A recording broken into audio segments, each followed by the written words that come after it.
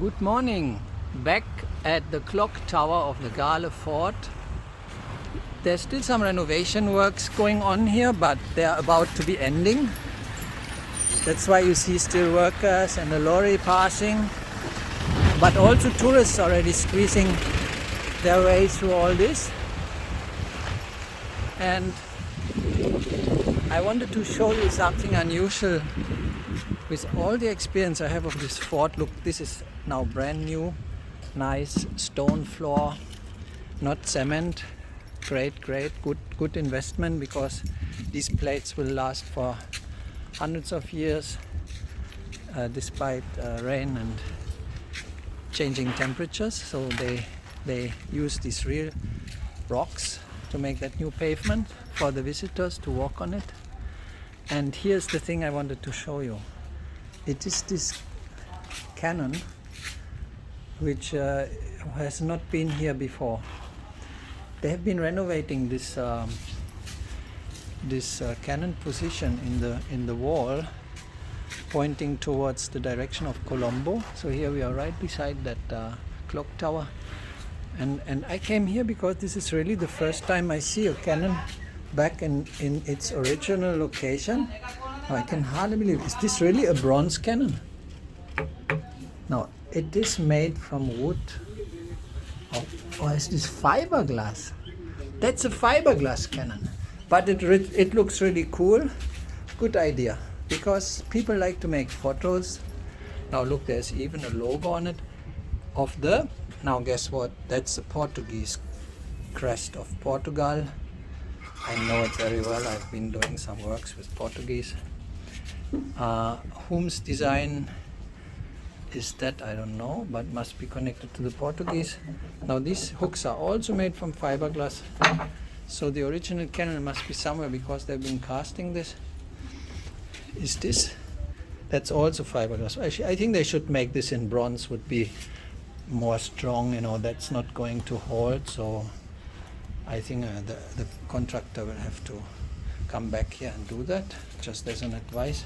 Here, interestingly, you have a part of the cannon mount which I didn't notice before, that is to level the cannon in the right place. So it's so easy, you just push it in and out, and the cannon changes its level, horizontal level, and then you can make the shooting at a longer distance the more it is raised, and at a short range if it is more and more horizontal. Now here you see, if with that wall in front, thanks to that replica, we can understand that the artillery guys, actually they never saw their enemies except if they reached that wall, which shouldn't be even happening, because that is really the last line of defense.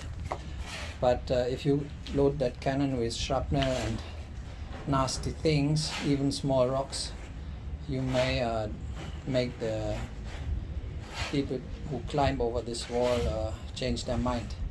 But usually these walls were explosive kind, and they had to go further, so there was somebody standing there and giving the orientation to the artillery, how far they need to shoot.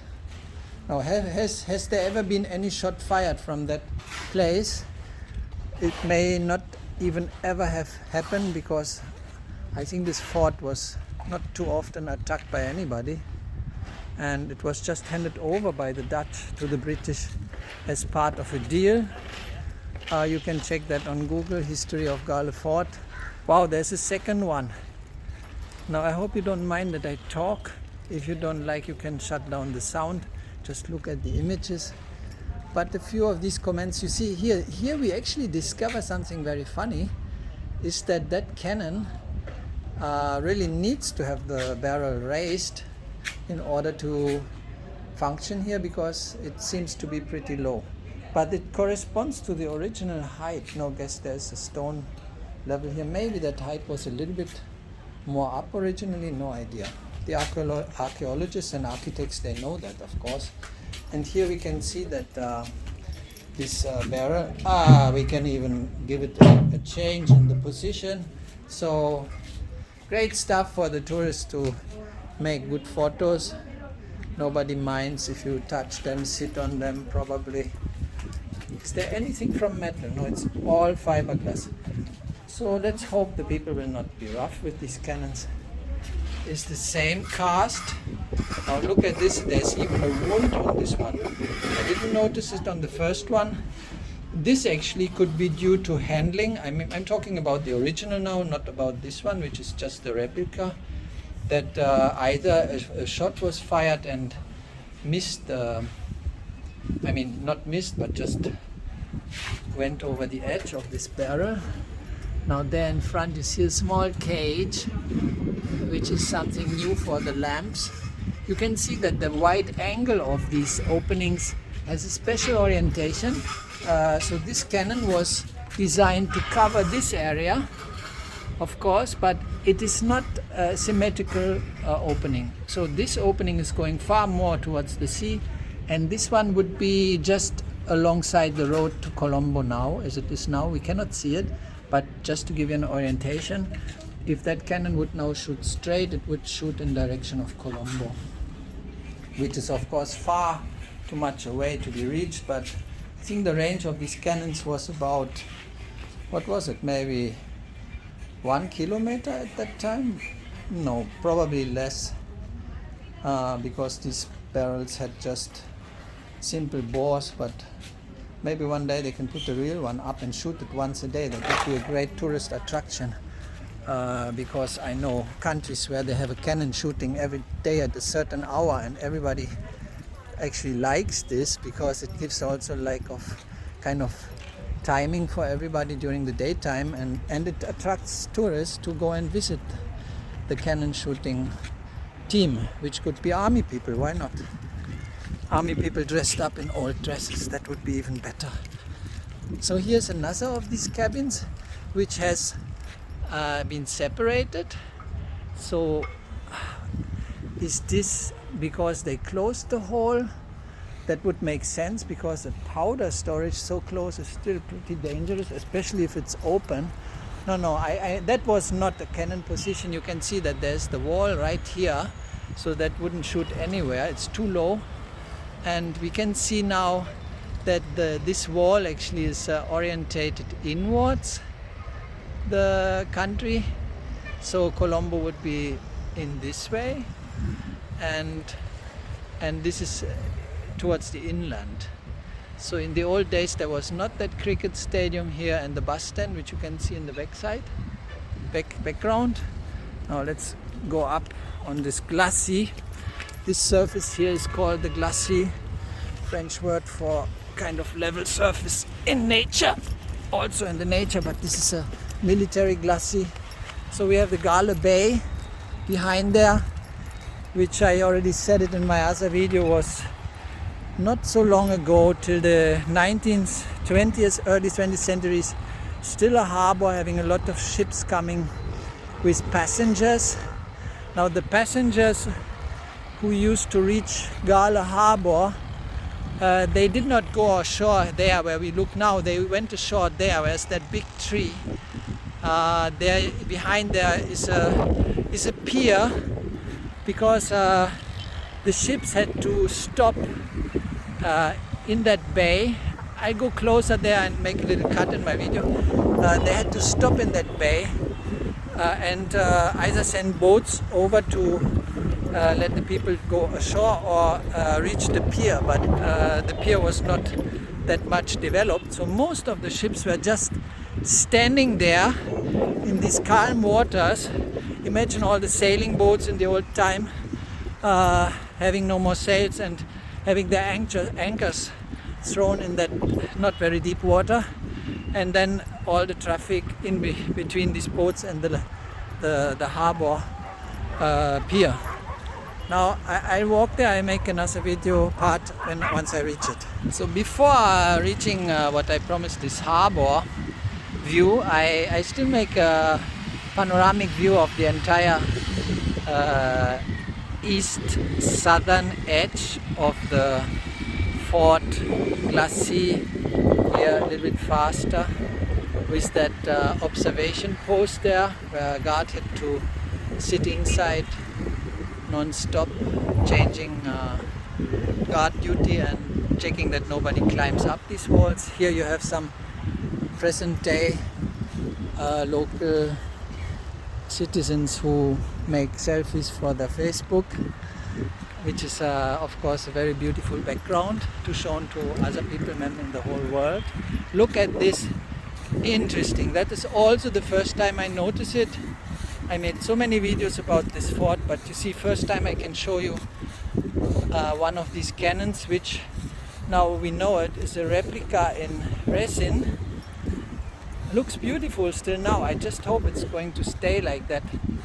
I mean, they have wood in Sri Lanka and they also have metal. One day, if they see that these things will maybe be destroyed by the weather, they can just make replicas in wood and metal. Look at this one.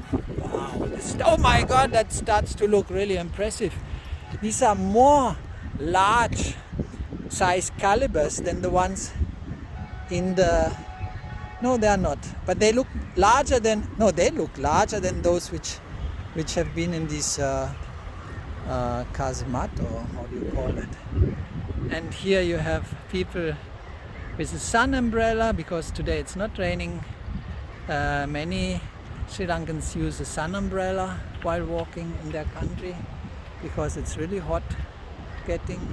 Now I continue the panorama. You already saw the bay. We will reach it, and there you see the bank of Ceylon, BOC, which is close to that gate here, which you can distinguish now, but you can see that cars are coming and going through the wall under all this. And that gate was actually built by the British.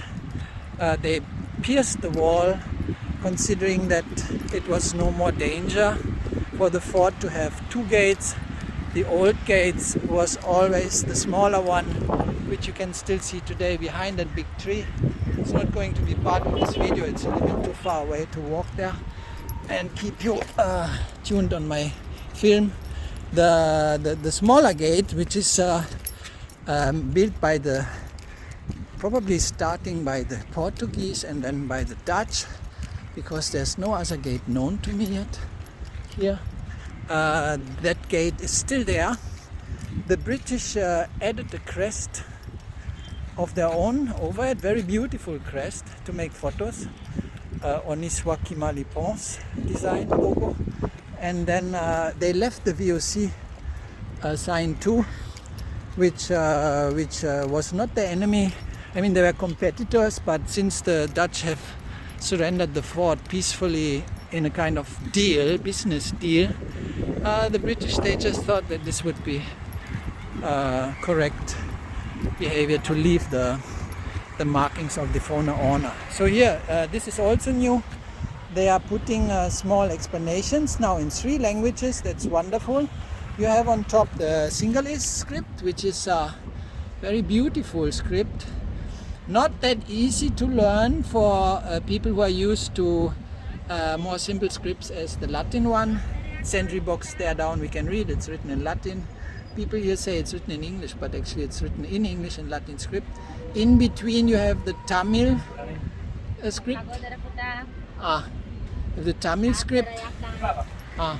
Okay. Now there's like a love story going on there. I will not get involved. Here we have the main road.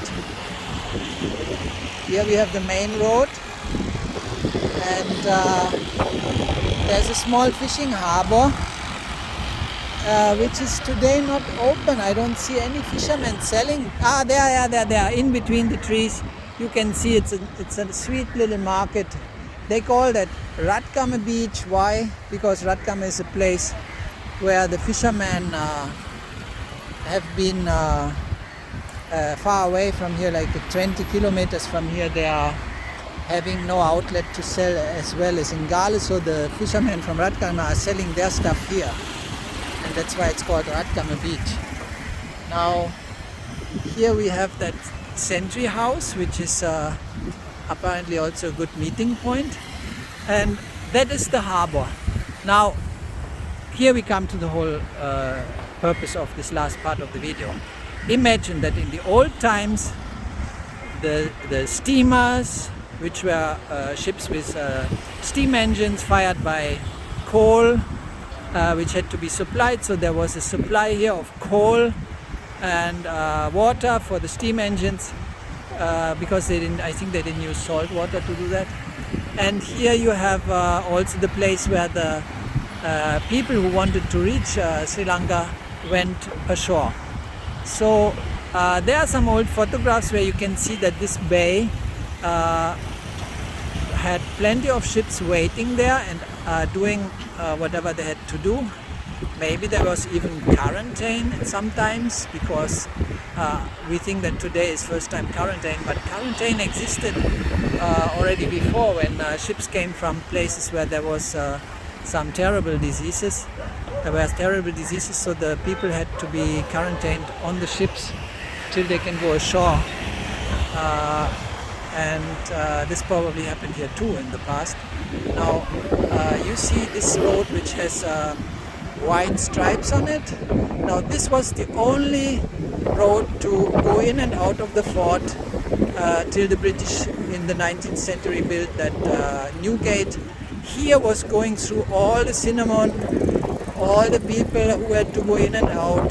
They went through that small road between the beach and the wall of this fortress. I think I will just show you still that gate, since I talked so much about it. Here behind is the modern city. There is an ancient building which is now a souvenir shop, a government souvenir shop. So there are some very nicely dressed people in there, having a government job position, which is something many people in Sri Lanka would like to have. And they are selling goods made by contractors of these shops. So it's very funny, because they renovated that building a couple years ago, and I thought, wow, what a big souvenir shop. So it's one of the biggest of Galle city, just for you to know. Handicrafts and so on, they sell in there. I'm not affiliated with the business, and I tell you that this is a good place to stop. Now I will go to show you the gate. Hey, I'm on my way to that small gate, and you see this is new. They made nice stone paved walkways alongside the fortress walls, and that is not only for tourists. That's very nice, because many local people like this fort to just feel like they go somewhere in an unusual place, which is something of course they like to do, to make photos and relax. They don't spend a lot of money as the tourists would do, because they will rather go eat in town, and they bring maybe their drinks along, because right now in Sri Lanka people have to care for their expenses very much, of course, in these days. But it is a place where also a lot of buses come with schools making excursions, and there are even places to swim. Now I maybe show you these places too. Why not? This video evolves into something completely different again, as I used to. So I think it. On my way to that small gate. Hello, Hari. Recycling plastic bottles. Very good. We do that too everywhere. This has good money value. Now these people are having a salary, so they don't, I think, get immediately like some profit from this what they sell. So they are recycling the carton boards and the plastic bottles. We know that all countries do that now. Now in Sri Lanka there is no yet how do you call it, like a refund or whatever for the bottles, because you just buy it and then you actually have to get rid of it. So they are still put in the trash by many people, and those who collect them, they can actually get them for free. This is also new. You see, they have made this in a very beautiful stone, local stone. It is very hard granite. I have some videos about stones on my channel, also about this granite. Wait, is this maybe imported? I'm not sure, but it looks like a color I've seen before. So you see the name San Bastian Bismarck. Bismarck must be some kind of word which the Dutch brought here. There are more of these signs now, markers, and these are ancient buildings still from the Dutch period. I think that the British already had a different kind of architecture. Here we see again one of these canon replicas, which help us to understand how much these foreigners must have felt threatened in this fortress at one point. Because why do you have so many cannons if there's no danger?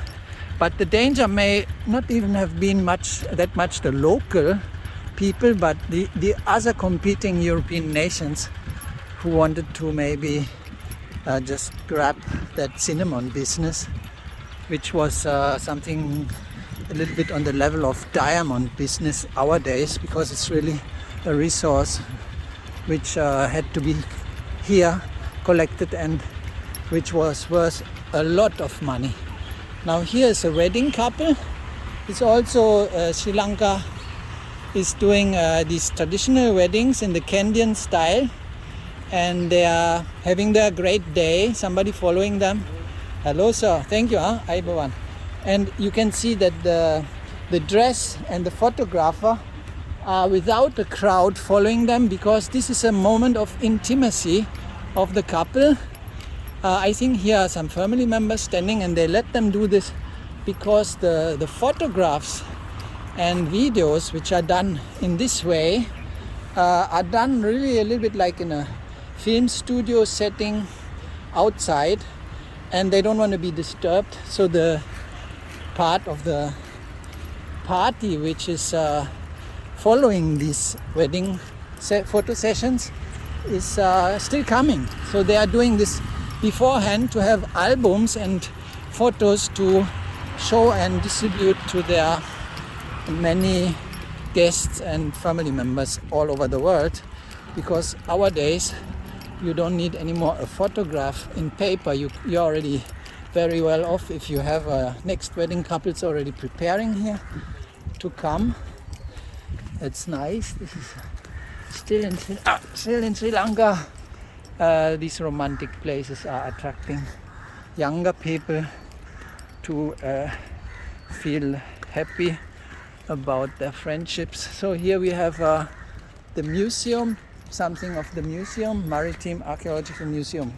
I recommend this one. There are some very nice original things in there. Now by heart I don't remember exactly what, but I was impressed.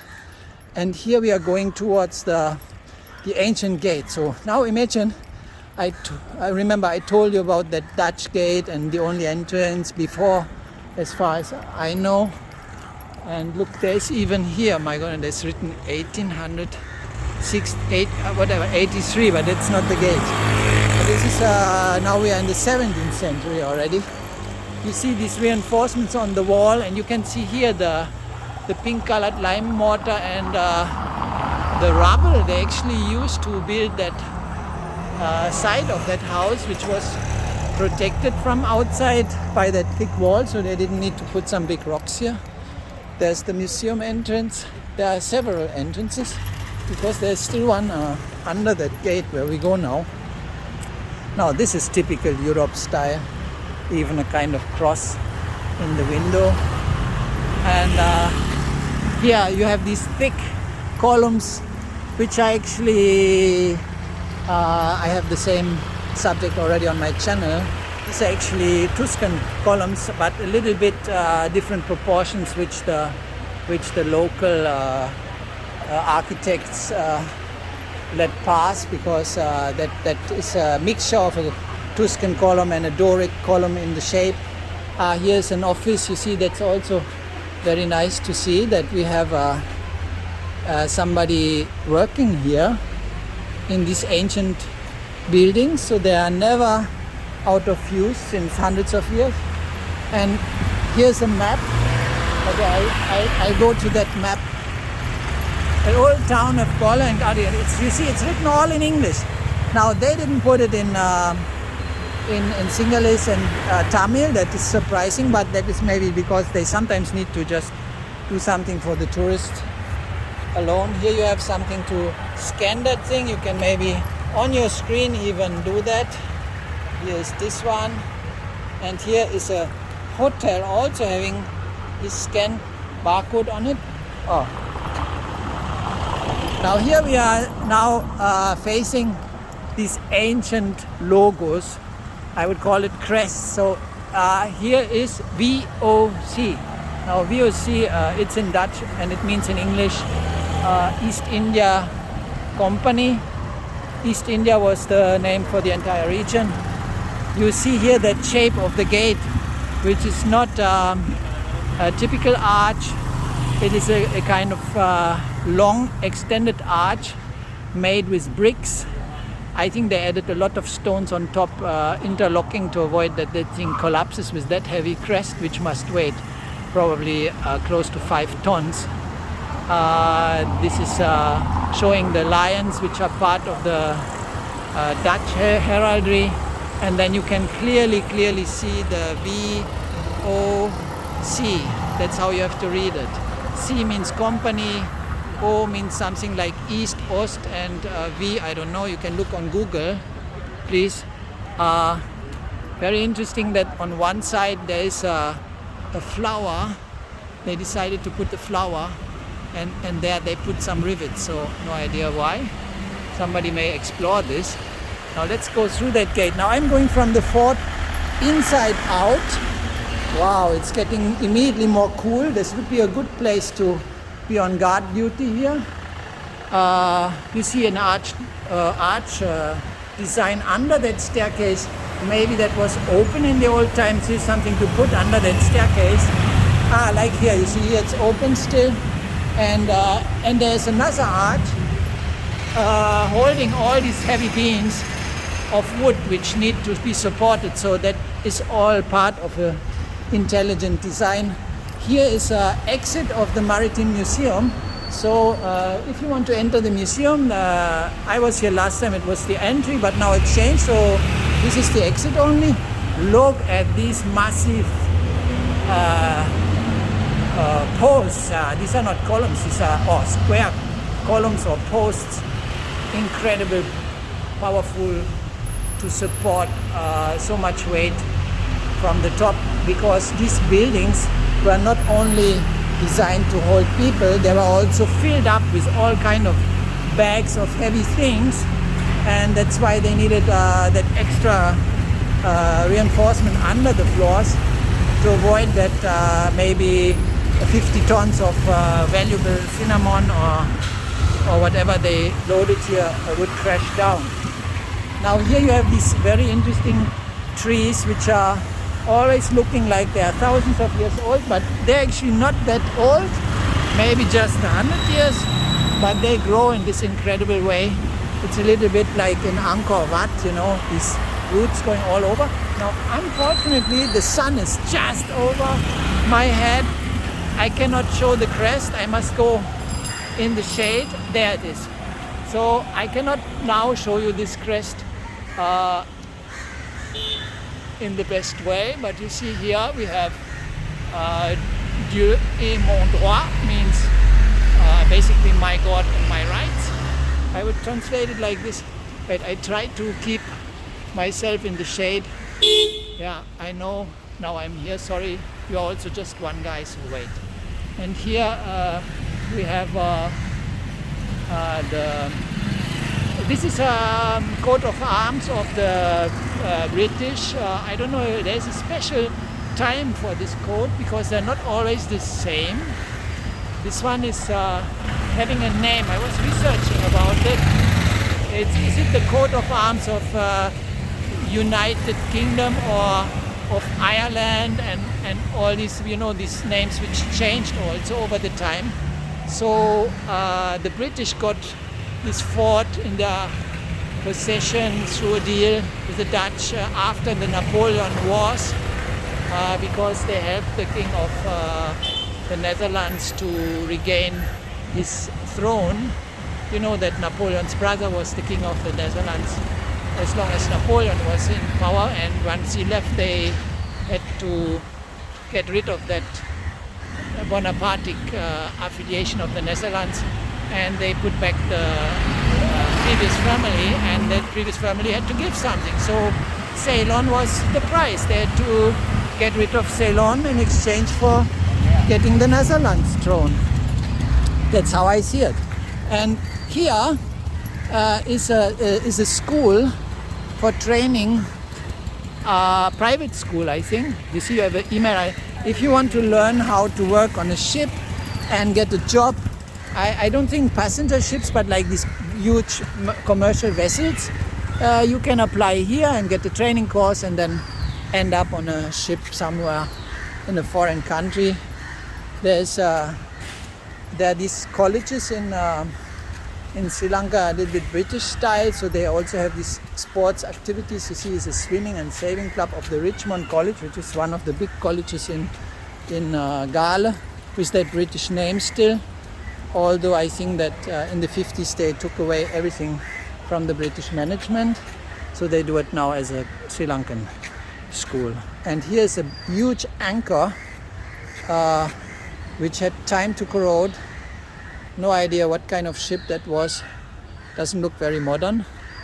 And here in the background, this is now the place where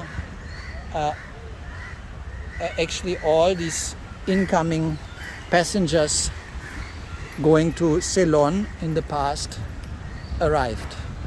Now that concrete platform was probably even done later, because it doesn't look very nice like a 19th century thing would be. I think that was then rather wood. And you have people having a bath here, because in Sri Lanka water is warm now, you can go to swim. It's the right season anyhow always, but now even it's getting much better because there's less rain and the water gets more clear. Here you can see these training installations for the Navy, commercial shipping training school, which is behind there. And some rusty stuff here, and a rotten boat still, which is allowed to die here slowly by corrosion. There are these posts, I don't know, maybe these are some old posts to attach the ships in the distance, which have been never coming really very close. It was never very deep here. So the sailing boats, look, they even rifts. My God, that was not an easy place. You needed a guide to put your sailing boat here, because without motors they had to tow you probably. Hello, I'm making a video about this harbor.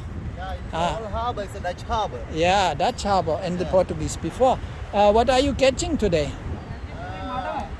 Nothing? Not more. Today not. You are catching to eat, huh? Yeah. Not for business, huh? No business. What is the biggest fish you catch here? Kilo kiyada? Tuna. Tuna? Yeah. Baby tuna, huh? Yeah. Small tuna. Not baby, maybe 5 kilos. 5 kilo you catch here? Yeah. It's a hunter. And you speak English. Where did you learn it? Huh? Not mine. You learn English in school or abroad? No. I'm working for tourism. Ah, Where are you from? I'm from Europe. I Europe. make a video now for my YouTube channel. Oh, really? And I will put you on my video. It's okay? It's okay. Thank you. So you are waiting for the tourists to come back. They're coming back now, no? Little bit now. I see groups. Yeah. Maybe on December. Yeah, we hope, huh? Thank you. Depends on the border. I mean, we still have to wear masks here. How many days you living here? Have you been already vaccinated? Yeah. 2 times? 2 times. What did you get? Sinopharm? Yeah, Sinopharm. Sinopharm. Me too. But still they want the mask. I don't know, maybe 3 times, 4 times. Sinopharm, but Pfizer. You also get Pfizer? Yeah, It's not the same kind, Pfizer huh? and AstraZeneca. Yeah, I think AstraZeneca and Sinopharm will suit better together. Sinopharm. Yeah, Sinopharm I got free from the government, can you imagine? And here, you see the polders, they have these things to attach, but this, I don't know if they are from the 19th century still, maybe. So you see, these are people, they speak English and they have some connection to the tourist business, but in the meantime they just have to go fishing. I think that's for them quite nice as a pastime till the world becomes again more easy to deal with tourism business. Okay, that was my totally unexpected. Is that a church there behind? Unexpected video about Galle Fort as it is today in November 2021. Bye.